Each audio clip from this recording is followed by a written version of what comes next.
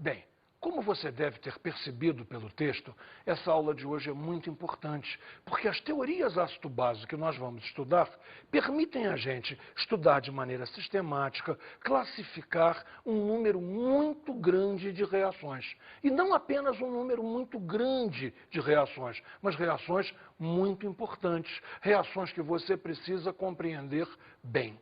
Assim sendo, vamos lá. Nossa aula de hoje é Teorias Modernas de Ácido-Base. Antes de começarmos as teorias ácido-base, vamos ver algumas coisas mais primárias. Vamos ver, primeiro que tudo, o conceito de função química. Repare comigo. Função química é um conjunto de substâncias que apresentam propriedades químicas semelhantes. O que mais temos aqui? Veja só, um grupo funcional é um átomo ou um grupo de átomos que caracterizam as substâncias que compõem a função. Sabor, por exemplo. O sabor dos ácidos é o sabor azedo. Há exemplos: vinagre, limão, laranja. Limão e laranja, por exemplo, você as conhece com o nome de frutas cítricas.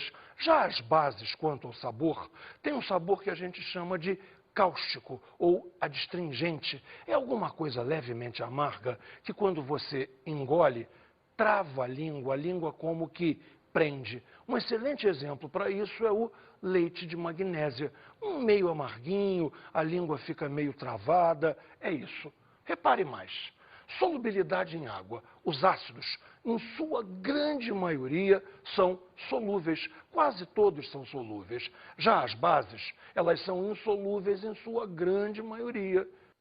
Ligações. Quanto às ligações, a coisa funciona assim. Os ácidos têm ligações covalentes, todos eles sem nenhuma exceção. Já as bases são iônicas, em sua grande maioria.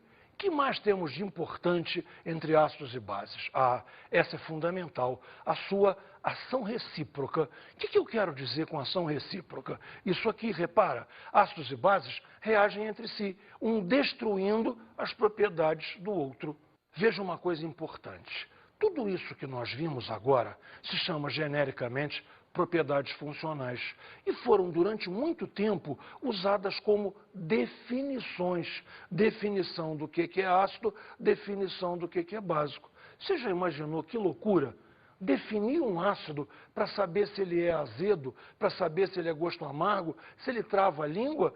E se eu pego o ácido sulfúrico, eu tenho que provar para descobrir que ele é tão amarguinho ou tão azedinho que a minha língua vai cair?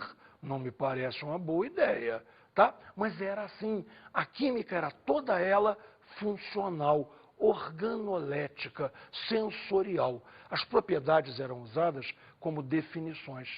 A primeira grande mudança vai ser feita por Arrhenius. Você pode dizer, sem medo de errar, que a primeira teoria moderna de ácido-base é a teoria de Arrhenius. Por quê? Porque ele pretende explicar e não pretende mais descrever. Ele passa a explicar o comportamento de ácido e base em função de coisas estruturais, coisas presentes na fórmula, coisas presentes na molécula. Vamos ver então como é que Arrhenius fez essa grande virada dentro da química. Definição de ácidos. Que são ácidos? Eles em solução aquosa se dissociam, produzindo como único cátion H+. Quem será o ânion? Veja, por exemplo, o HCl, que você conhece com o nome de ácido clorídrico. Se você o dissolve dentro da água, a molécula se quebra dando H+, e Cl-. Então, observe a definição. O único cátion é H+. Isso faz do HCl um ácido. Qual seria, então, a definição para bases? Bem, bases, em solução aquosa, se dissociam, produzindo como único ânion OH-, hidroxila ou hidróxido. O nome hidróxido é mais correto, mas é mais usual falar-se hidroxila. Então, veja um exemplo. NaOH, conhecidíssima com o nome de soda cáustica, quebra dentro d'água dando Na+, e OH-. Repare, o único ânion é OH-. O NaOH, então, se torna uma base. O Arrhenius fez mais uma coisa muito interessante. Ele aproveitou o pacote de definições de ácido e base e definiu os sais também. Repare, a definição de sais é interessante e simples. Note, sais em solução aquosa não produzem H+, nem OH-. Veja como exemplo o sal de cozinha, o cloreto de sódio, NaCl. Olha o cátion dele. É H+? Não. Então não é um ácido. Olha o ânion dele. É OH- a hidroxila? Não. Então não é uma base. Se o cloreto de sódio não é um ácido nem uma base, o que ele pode ser na teoria de Arrhenius? Só pode ser um sal. Bem, isso fecha para nós a teoria de Arrhenius, que ficou bastante fácil, bastante tranquila e é muito usada até hoje. Agora repare, o Arrhenius acertou em tudo? Não, claro que não. Isso aí é tempo muito antigo. A teoria de ligações era praticamente desconhecida. Então Arrhenius não acertou tudo e quem veio depois dele veio apresentando críticas à teoria. Críticas essas que não desmerecem em nada a genialidade de Arrhenius. Arrhenius é um marco na química, é uma transição entre a química descritiva e a química estrutural. Agora, é perfeito? Não, não é. Temos críticas? Claro que temos críticas. Vamos ver as primeiras críticas. Observe, a primeira crítica é só considerar os íons apenas em solução aquosa, quando hoje, modernamente, a gente sabe que existem íons no estado sólido. Na verdade, cloreto de sódio é um aglomerado de Na+, e Cl-, um aglomerado de cátions e ânions ordenados, mesmo no estado sólido. Mas para o Arrhenius, os íons só existiam em solução aquosa. Evidentemente, ele não tem culpa por não saber isso, porque a gente repara a existência de um íon pela condutividade elétrica, e no sólido essa condutividade elétrica não aparece. Uma segunda crítica é a diferença entre ácidos e bases quanto à dissociação. Essa eu vou ter que te explicar com muita calma. Repara só, os ácidos, eles se ionizam. Os ácidos são covalentes e a água sobre eles provoca uma ionização. Não existiam antes, passam a existir. Antes eu tinha HCl, molécula, passo a ter H+, Cl-, íons. O fenômeno é ionização.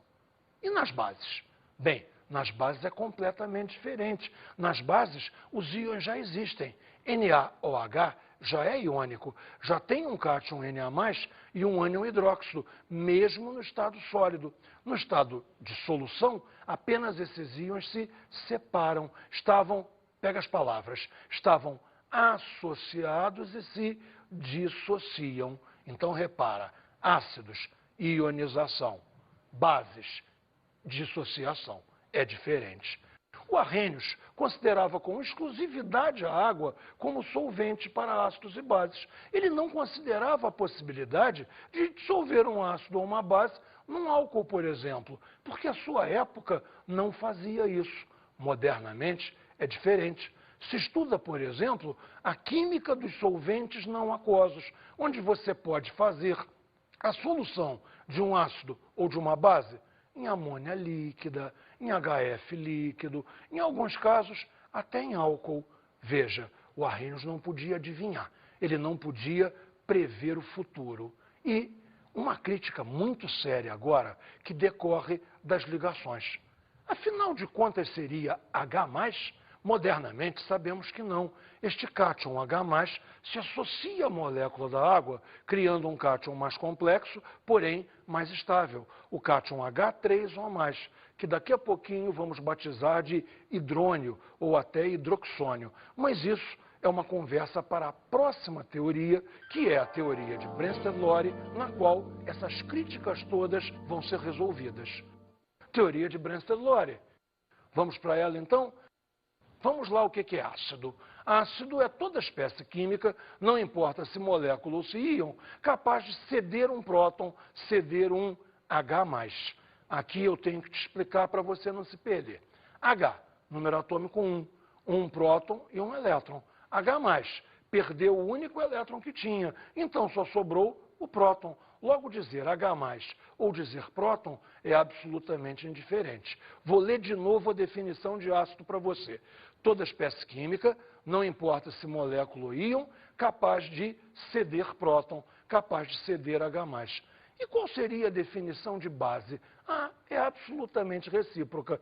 Se o ácido cede o H+, a base recebe. Vamos ler a definição? Base é toda espécie química, novamente não importa se molécula ou íon, capaz de receber o próton, capaz de receber este H+. Está compreendido? Repara uma coisa muito importante. Ácido e base passam a ser comportamentos. Ácido e base não são mais um rótulo. Ninguém é um ácido. Se comporta como um ácido naquela reação. Se naquela reação ele cede um próton. A mesma substância, ocasionalmente, pode vir a se comportar como base. Noutra reação, ela pode receber um próton. Então, ácido e base deixam de ser etiquetas, deixam de ser rotulagens. Ninguém é. Todo mundo se comporta como. Ácido e base passam a ser comportamentos. Isso é uma virada espetacular. Vamos em frente. Observe a reação do HCl sendo dissolvido na água. Como vai funcionar? Essa ligação HCl vai ser rompida. Esse H sai na forma de H+. E esse H+, vem, por assim dizer, grudar na água. H+, grudando na água, H3O+. Então, repare, o HCl teve a ligação quebrada, soltou um H+. Ele é um ácido. Já o H2O recebeu esse H+, transformando-se em H3O+. O H2O, então, é uma base. Repare que nas fórmulas eletrônicas fica muito mais fácil de você entender. Hidrogênio, cloro. Cloro muito mais eletronegativo. Logo, a cisão é aqui. O par de elétrons fica com o cloro. Esse cloro agora tem 8 elétrons. Esse cloro agora é Cl-. Está vendo a transformação? Perdeu o H+, esse cloro está aqui como Cl-. Se o HCl cedeu o H+, ele é o ácido. Cedeu para quem? Para a base. Veio ele para cá, apareceu aqui. Esta é a estrutura de H3O+. HCl cedeu, é ácido. Água recebeu, é base. Nas fórmulas eletrônicas é realmente muito mais fácil de ver. Mas vamos atacar agora uma segunda novidade da teoria de Brenzlori. É a seguinte: você pode analisar tanto a reação direta quanto a reação inversa. Você pode analisar como se o sistema fosse reversível. Analisamos a reação direta e analisamos também a reação inversa, mas com o mesmo enfoque. Quem cedeu o próton, quem recebeu o próton. Então vamos lá ver primeiro a reação direta. HCl mais H2O. O HCl cede o próton para a água. Como já tínhamos visto, o HCl é o ácido, a água é a base. Porém, na reação inversa temos o sentido para lá. H3O+, Cl-. O H3O+, vai ceder um próton. Cedendo um próton, ele se transforma em água. Ceder um próton para quem? Para o Cl-. Cl- recebendo um próton, se transforma em HCl. Então, H3O+, é ácido, Cl- é base. Veja, conseguimos enfocar tanto a reação direta quanto a reação inversa de uma mesma maneira, com o mesmo ponto de vista. Quem dá o próton é ácido, quem recebe o próton é base. Isso novamente é revolucionário. Veja, na teoria de Arrhenius, para ácido eu precisava de uma reação, para base eu precisava de outra reação. Agora não, eu analiso ácido e base na mesma reação e em dois sentidos. Isso é uma mudança muito grande também. Vamos então fechar essa ideia apresentando o conceito de ácido e base conjugados. O que são ácido e base conjugados? Um ácido e uma base que diferem entre si por H+. Repare assim, olha só. Um ácido HCl deu um H+. Cl- que sobrou é a base conjugada dele. Eu chamo HCl e Cl- de ácido e base conjugados. H2O com H+, virou H3O+. H2O recebeu um próton, virou H3O+. Recebeu um próton, base. H3O+, então, é ácido, base e ácido conjugados. Repare uma coisa importante. O ácido e a base conjugados diferem entre si de H+. Quem tem o H+, pode dar, logo é o ácido. Quem não tem o H+, pode receber, logo é uma base. O próximo esquema mostra bem isso. Repare, ácido perdeu o H+, virou base. Base ganhou o H+, virou ácido. Está perfeita a ideia para você? Finalmente, esta é a melhor forma da teoria de Brenzellori. Repare os conjugados. HCl, Cl-. O que nós fazemos? Chamamos de ácido 1, chamamos de base 1. Colocamos o mesmo número para os conjugados. Agora só, água, H3O+, conjugados também. Chamamos H3O+, de ácido 2. Chamamos H2O de base 2. E temos então um formato geral para toda a teoria de Brenzellori. Ácido 1 mais base 2, ácido 2 mais base 1. Chegamos a uma forma perfeita para qualquer equação que possa ser analisada na teoria de Brenzellori.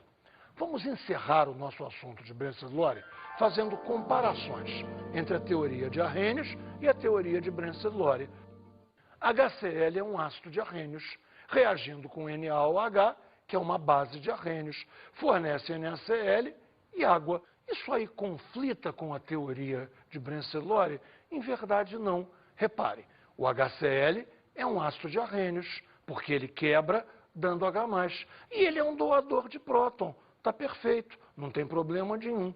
Para quem ele deu o próton? Ele deu o próton para a hidroxila do NaOH, que é uma base de Arrhenius e é uma base de Brenzellori também. Veja, não houve nenhum conflito. As teorias aí conviveram bastante bem. Porém, nem sempre vai ser assim. Se você usa Brenzellori quando o solvente não é água, as coisas não funcionam tão bem. Observe essa reação comigo. HCl dissolvido em amônia, fornecendo o cátion amônio e a base cloreto. O HCl é um ácido de Arrhenius, ele quebra dando H+. E ele também é um ácido de Brenzellori, ele quebra dando próton. Tudo certo. Agora repare, a amônia é uma base de Brenzellori. Ela recebe esse próton e se transforma em NH4+. Mas a amônia certamente não é uma base de Arrhenius, ela não tem hidroxila. Então veja, quando o solvente é não aquoso, as coisas não funcionam tão bem e a teoria de Brenzellori se mostra mais geral do que a teoria de Arrhenius. Existe outro aspecto importante que nós precisamos considerar, um caráter que a gente vai chamar de anfótero. Alguma coisa intermediária entre ácido e base. Se uma coisa é um ácido ou base de Arrhenius, dependendo da reação, nós chamaremos essa substância de substância anfótera. Se uma espécie química é um ácido ou base de Brenzellori, dependendo da reação, teremos nomes especiais. Substância anfótera, o mesmo nome que já demos antes. Anfiprótica. E anfiprótica eu vou ter que explicar. Anfi é duplo. Você lembra do anfíbio, que tem vida tanto de terra quanto de água? Anfi é duplo. Prótica, duplicidade em relação ao próton. Ou doa próton ou recebe próton. O último nome é mais complicado ainda. Você leu ele lá? Anfolítica. Anfo, mesma coisa que anfi, duplo. E lítica? Caramba, lítica vem de lise. Lise é quebra.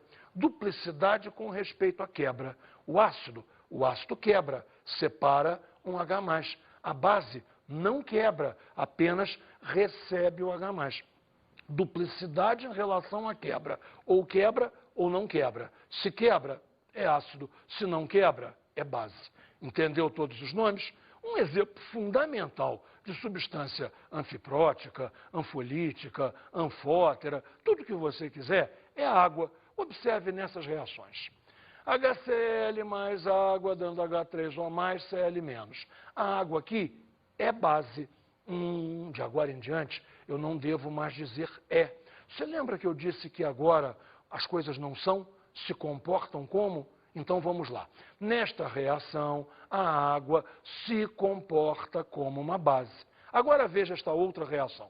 NH3 mais água, virando NH4+, e OH-. Repare, NH3 virando NH4+.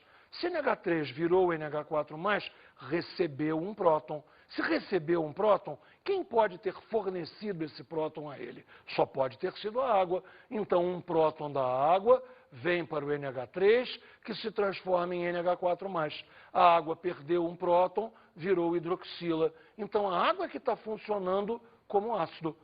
Você escutou bem o que eu falei? A água está funcionando como ácido, se comportando como um ácido. Ninguém se comporta como. Então lembra, na primeira reação, a água se comportou como base. Na segunda reação, a água se comportou como ácido. Então, se ela tem dois comportamentos, anfótera, anfiprótica, anfolítica, o nome que você achar melhor. Agora, repare uma coisa importante. É este comportamento dual que faz com que a água seja uma substância tão especial, seja um solvente tão genérico. Ela se adapta ao meio. Se o meio é ácido, ela funciona como base. Se o meio é básico, ela funciona como ácido. Então, a água tem a capacidade de se adaptar. É um verdadeiro camaleão químico. Chegamos, então, à última das teorias modernas de ácido-base, a teoria de Lewis. Veja a definição de ácido. Toda espécie química, novamente não importa se é molécula ou íon, capaz de receber um par de elétrons para formar uma covalência dativa. Já uma base, novamente, espécie química, molécula ou íon, capaz de ceder um par de elétrons para formar uma covalência dativa. Você deve perceber agora a mudança de enfoque. A teoria de Brenzin-Lore é protônica, baseia-se na doação e na recepção de próton. A teoria de Lewis, bem, um parêntese se faz importante. Lewis é o maior teórico de ligações do século XX. Só vai ser suplantado depois, mas muito depois, por Linus Pauling. Lewis queria, então, toda a explicação em cima de ligações e focou na covalência dativa. Quem é o ácido? Quem recebe o par de elétrons para fazer a dativa. Quem é a base? Quem doa o par de elétrons para fazer a dativa. Todo o enfoque está na ligação dativa. Teoria de Lewis é uma teoria de encaixe. O ácido não tem o par. A base tem o par. Encaixa. Observe no exemplo, com as fórmulas eletrônicas, como fica fácil perceber isso. Aqui nós temos um ácido de Lewis, AlCl3. Aqui nós temos uma base de Lewis, Cl-. O AlCl3 e o Cl- vão se juntar para formar o AlCl4, que é uma espécie de adição. Repare, nessas fórmulas não é óbvio quem tem o par, quem não tem o par, mas as fórmulas eletrônicas esclarecem tudo. Veja, alumínio. Alumínio é grupo 3A. Se é grupo 3A, ele tem 3 elétrons próprios, representados aqui pelos xizinhos. Xizinhos são os elétrons do alumínio, que se emparelham cada um a um elétron do cloro. Repare, em volta do alumínio, então, nós temos 6 elétrons. Todo mundo quer ter 8, todo mundo quer ter octeto. Se ele só tem 6, um sexteto, ele é carente de elétrons. Ele gostaria muito que alguém oferecesse um par de elétrons a ele. Observemos agora a segunda espécie que nós temos. É o ânion Cl-. Cl-, cloro, cloro grupo 7A, 7 elétrons, recebeu algum elétron estranho e agora está Cl-. Então, repare, ele tem octeto completo, ele não tem nenhum problema de carência de elétrons e pode usar um dos seus pares para se encaixar no AlCl3. Se você observar junto comigo a última espécie química, verá que o encaixe já foi realizado. Repare, o AlCl3 não tinha um par de elétrons. Repare aqui, não tinha, agora tem. De onde veio esse par de elétrons? Do Cl-. Você pode considerar, então, que essa é uma ligação dativa, uma dativa do cloro para o alumínio. Cloro que tinha o par para o alumínio que não o tinha. Então, fechando. O AlCl3 não tinha um par, recebeu do Cl-, que lhe doou um par. Então, a AlCl3 é ácido de Lewis. Cl-, o doador do par, é a base de Lewis. Tá ok? Reparou que o enfoque é completamente diferente do de Brensted-Lowry, tá? Além do mais, repare uma última coisa, a reação só tem 3 termos: o ácido de Lewis, a base de Lewis e a espécie de adição, que é o resultado final do encaixe. Vamos então agora a uma comparação entre Brensted-Lowry e Lewis. Eu acho que essa comparação vai ajudar muito você. Observe as definições.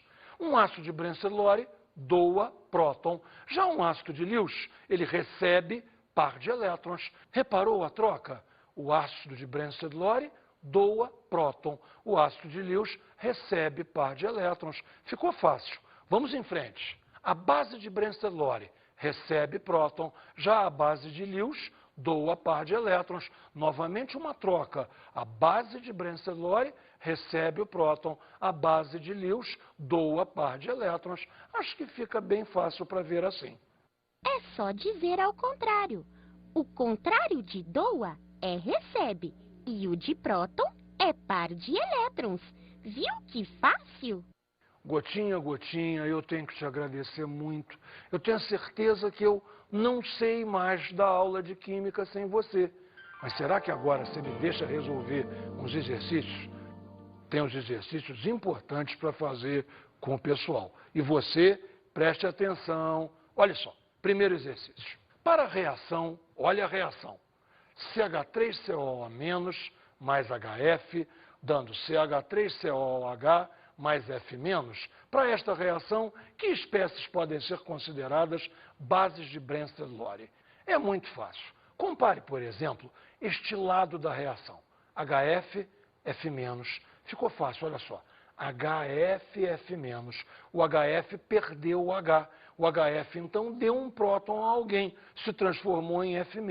Eu não preciso nem me preocupar em deu um próton a quem. Claro que é para ali, mas nem pense nisso. Deu um próton, vai receber. O HF, então, é ácido. O F- é a base. Como são conjugados, mesmo número. Ácido 1, base 1. Vamos agora para o outro lado. CH3COO- recebe o H+ do HF e vira CH3COH. Esse aqui recebeu, é base. Recebeu, se transforma num ácido. São conjugados, recebem o mesmo número. Base 2, ácido 2. A pergunta era, que espécies podem ser chamadas de bases? CH3COO- e F-. São as bases de Brensted-Lowry desta reação. Tá perfeito? Vamos direto para uma outra reação de Brensted-Lowry. Note aqui. Qual ou quais a coluna ou as colunas que contêm somente ácidos, segundo a teoria de Brensted-Lowry? Vamos então de Brensted-Lowry outra vez. Temos aqui 3 reações para analisar. Repare aqui. NH4+. NH4+ dá um próton para OH-. NH4+ é ácido, OH- é base. H3O+, dá um próton para OH-. H3O+ é ácido, OH- é base. H3O+, dá um próton para Br-. H3O+ é ácido, Br- é base. Aqui é ácido, ácido, ácido. Está tudo igual. Base, base, base. Está tudo igual. Vamos para o lado de lá. Água com NH3. A água entrega um próton para o NH3. Se a água entrega um próton para o NH3, a água é ácido. O NH3 é base. Aqui temos água e água. É indiferente quem chamamos de ácido, quem chamamos de base. Vamos comparar então com a última. HBr mais água. O HBr doa um próton para a água que se transforma em H3O+. HBr então é ácido. Aqui é base. Essa coluna não está toda igual. Logo, essa coluna não está toda igual. Coluna de igualdade. Esta, onde todos são ácidos. De acordo com o critério de Lewis de acidez e basicidade, como podem as espécies a seguir ser classificadas? Bem, a primeira espécie é a LCl3. A LCl3. Vamos lá. Alumínio. Alumínio é grupo 3A. Se alumínio é grupo 3A, no último nível tem 3 elétrons. Emparelha cada um desses 3 elétrons com o cloro, obtendo então um sexteto. Logo, A LCl3 é uma espécie química elétron carente. Se ele tem sexteto e gostaria de ter octeto, pode perfeitamente receber um par de elétrons. Se pode receber um par de elétrons, é um ácido de Lewis. Tá certo? Visualizou? Vamos à próxima espécie. Próxima espécie, água, H2O. Oxigênio. Oxigênio, grupo 6A. Grupo 6A, 6 elétrons, vai emparelhar 2 desses 6 com os hidrogênios. Logo, sobram 4 elétrons, ou seja, 2 pares que podem ser usados, podem vir a ser usados para fazer uma ligação dativa. Então, na água, existem 2 pares disponíveis que podem ser doados por uma dativa. Se eles podem ser doados, então a água é uma base de Lewis. Próxima espécie, NH3. Como é que eu vou analisar NH3? Da mesma forma que eu analisei a água. N, grupo 5A, 5 elétrons. Desses 5 elétrons, emparelha 3 com os hidrogênios.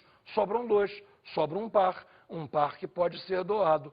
Logo, o que é a amônia? Uma base de Lewis. Ela tem um par para ser doado. Finalmente, vamos analisar a espécie CH4, o metano. Essa é a análise mais complicada para você entender, mas eu tenho a certeza que vai dar certo. Repare, carbono, grupo 4A. Grupo 4A vai ter que emparelhar seus 4 elétrons com os hidrogênios. Se ele usa os 4 elétrons para emparelhar, sobrou algum par para dar para alguém? Não, não sobrou par nenhum para dar para alguém. Se não pode dar para ninguém, não é base. Por outro lado, será que está faltando elétron? Tem alguma carência? Não tem. Formou octeto. Nem cabe mais um par. Então, não é ácido nem base. É assim. Há espécies que, na teoria de Lewis, não podem ser classificadas nem como ácido, nem como base. O metano é uma delas. Acho que fizemos exercícios importantes, bons exercícios, que ajudaram você a fechar na sua cabeça a teoria de ácido-base como um todo. Ok?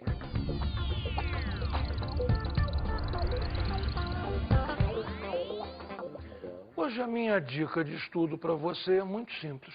Claro, a mesma coisa de sempre. Precisa estudar? Precisa. Fazer exercício? Precisa. Mas dessa vez, o problema é o seguinte: você não pode fazer os exercícios como se aquilo acabasse ali. O que você precisa é manter viva na memória toda a teoria que você aprendeu e tentar usar nas próximas aulas o que você viu nesta. Ou seja, eu te dei uma ferramenta. Cabe a você usar a ferramenta em todas as reações que vierem daqui para frente e olhar para a reação pensando assim: será que essa reação que eu estou vendo agora se encaixa com Arrhenius? Se encaixa com Brensted-Lowry? Se encaixa com Lewis? Eu tenho uma maneira de explicar a reação usando o que eu aprendi hoje? É isso que você tem que fazer. Isso tem que agora acompanhar você. Você ganhou uma ferramenta. Precisa utilizá-la. Bons estudos.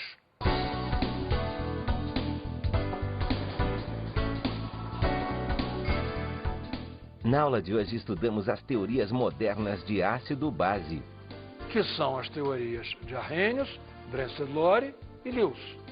Comparamos as teorias de Arrhenius e Brensted-Lowry. Vimos que não conflitam se o solvente é água. Agora, se o solvente é não aquoso, a coisa já não flui tão bem. Conhecemos o caráter anfótero, do qual a água é, sem a menor dúvida, o principal exemplo, podendo se comportar como ácido ou como base. E vimos a teoria de Lewis, que é um interessante contraponto à teoria de Brensted-Lowry. Brensted-Lowry é protônica e Lewis é eletrônica, o que aumenta em muito a nossa possibilidade de análise.